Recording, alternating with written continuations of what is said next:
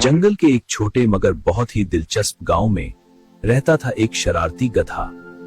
वो गधा न सिर्फ बहुत दोस्ताना नजर आता था बल्कि अपने दोस्तों के साथ खेल खेलने में भी माहिर था।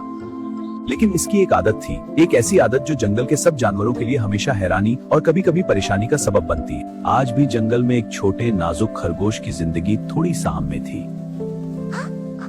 गधे ने बड़े प्यार से खरगोश को अपने पास बुलाया, कुछ देर तक उससे इधर उधर की बातें करता रहा और फिर उसे गाफिल पाते ही एक जोरदार लात मार दी।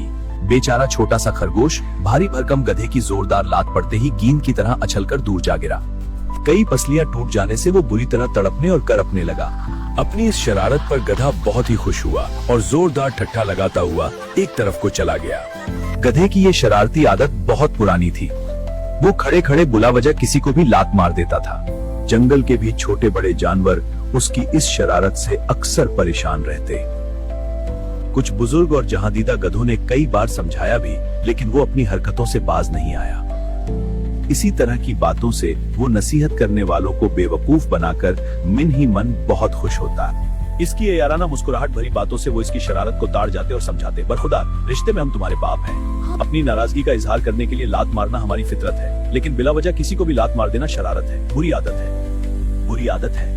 अब भी वक्त है इस बुरी आदत को छोड़ दो, वरना तुम तो जानते ही हो कि हर बुरी आदत का अंजाम बुरा ही होता है। बुजुर्गों की इस नसीहत पर गौर करने के बजाय गधे ने अपना पैर उठाकर उन पर भी घुमा दिया और अगर नसीहत करने वाले वो बुजुर्ग तेजी से एक तरफ ना हट जाते तो उसकी लात सीधी उनकी थूथनी पर पड़ती। फिर भला गधे की लात खाने के लिए बुजुर्ग वहाँ कैसे ठहर सकते थे। पहली दोस्ती से ही सबके सब ढींचूम करते हुए 9-2-11 हो गए। एक दिन गुधे ने एक लोमड़ी को देखकर बड़े प्यार से कहा, आओ बहन मेरे पास आओ, बहुत दिनों बाद मिले, थोड़ी देर प्यार भरी बातें करेंगे। लोमड़ी आखिर लोमड़ी थी, होशियारो दिमागदार, उसकी मकारी में भला कैसे आती। वो उसकी झांसा देकर लात मारने वाली आदत से बखूबी वाकिफ थी। गधे की बात सुनते ही वो उसे देखते हुए बड़े प्यार से मुस्कुराई और दिल में सोचा, कम वक्त तो मुझे क्या सिखाता है, मन नहीं हिला रहा। मैं खुद तुझे आज ऐसा सबक दूंगी कि जिंदगी भर के लिए अपनी ये लात मारने की आदत भूल जाएगा। लोमड़ी दिल ही दिल में सोच रही थी, तेरी इस बुरी आदत से दूसरे कमजोर जानवरों को हमेशा के लिए छुटकारा मिल जाएगा। ये सोचते ही लोमड़ी ने अपने चारों तरफ देखा, फिर दिल ही दिल में मुस्कुराते हुए बड़े प्यार से गधे से बोली, मेरे गधे भैया, मैं बहुत दूर से आ रही हूँ और बहुत ही थकी हुई हूँ। मेहरबानी करके तुम ही अपनी इस बहन के पास आ जाओ।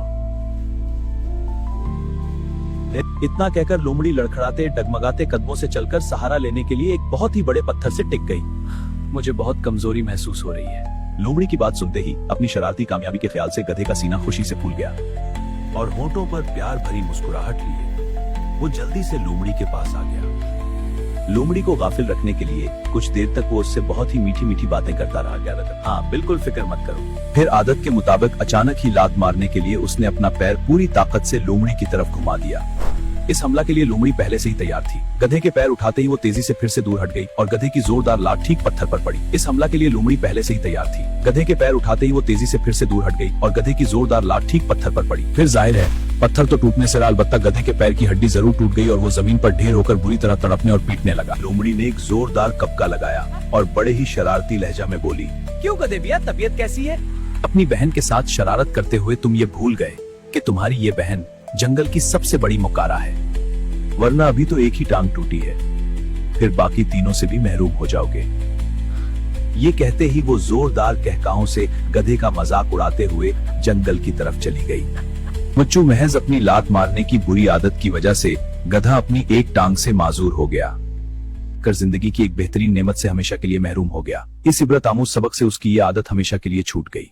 अपनी टूटी हुई टांग को देखकर वो अक्सर सोचता, काश अपने बुजुर्गों का कहना मानकर मैंने ये बुरी आदत पहले ही छोड़ दी होती, तो आज मेरे चारों पीर सलामत होते और मैं उपाजों की जिंदगी नहीं गुजारता।